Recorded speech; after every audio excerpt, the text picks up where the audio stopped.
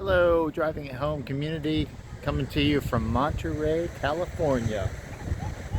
Actually wanted to talk to you a little bit about some issues that you might encounter with cars that you get from California.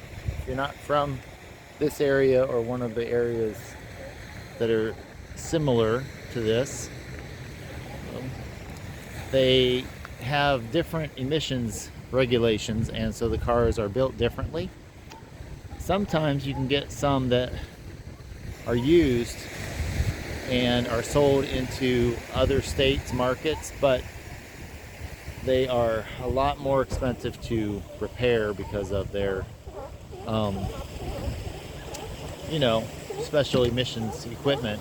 So, if you see a VIN number that is based on a car that is from California, you might want to check again to make sure that you don't have an issue with the car being difficult to repair or expensive, or if somebody's tried to repair it in another state, they might be cutting corners to do it in a way that does not incur as much expense.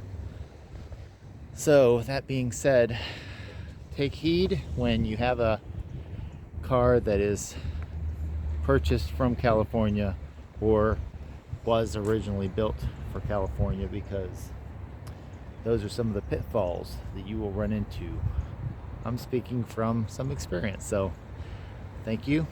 If you like this content, go ahead and like it and share and subscribe. I'm gonna go check out these sea lions.